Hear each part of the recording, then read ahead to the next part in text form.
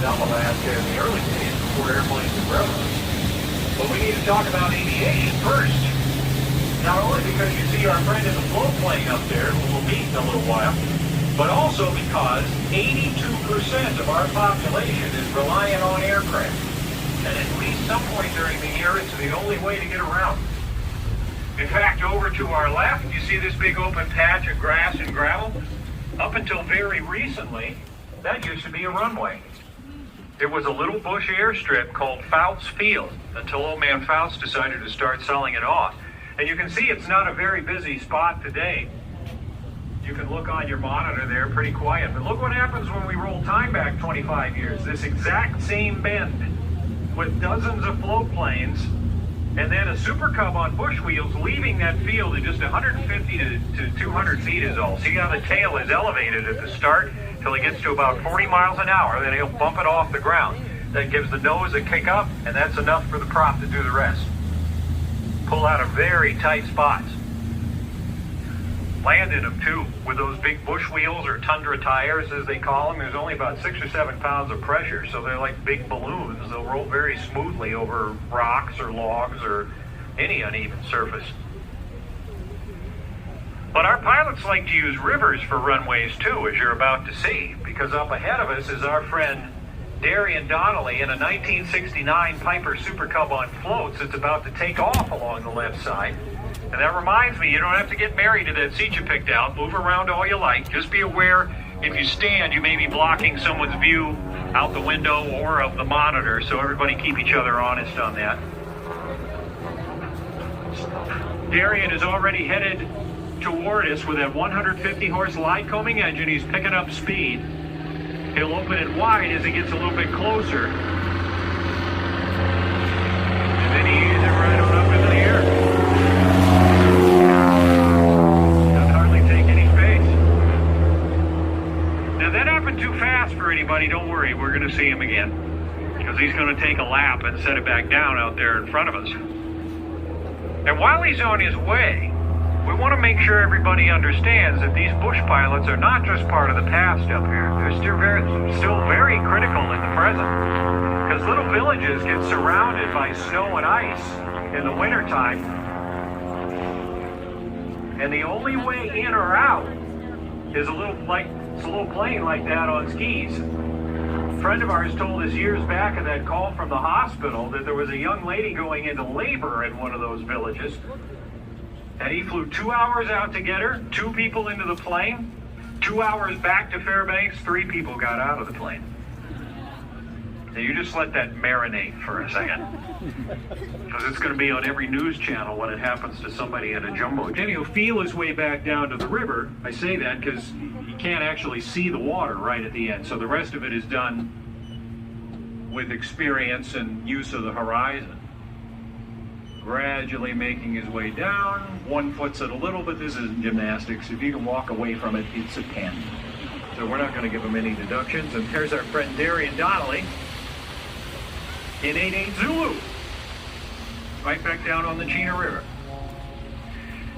By the way, 1 out of 78 Alaskans is a licensed pilot, including many members of the Binkley family. So I'm going to get out of the way, and we'll listen into some wheelhouse chatter on the radio between our 2 craft here, and Matty will find out how everything went on today's flight.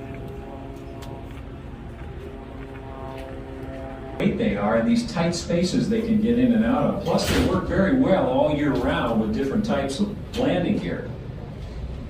Out here, of course, you see it on floats, which is great for rivers and lakes. Those bush wheels, so they can land on not only grassy fields, but sandbars and ridge tops. And then in the winter, they switch out to skis for ice and snow. And even though this is 1930s and 40s technology, this Super Cub design, Piper hasn't made a new one of these since the mid-1990s. Which may beg the question, how do you maintain an aircraft that old? Because you don't see cars from the 30s and 40s running around on our roads, really. But these are so popular that there are still shops that make parts for them, or a lot of these guys are mechanics in their own right. They can just fabricate what they need and keep right on flying.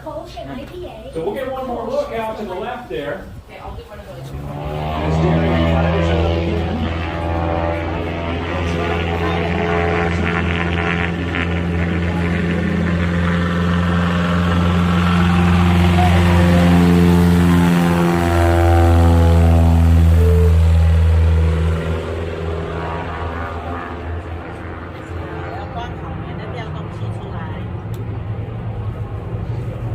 stories these bush pilots have told over the years of the relationships they develop with the people that they serve.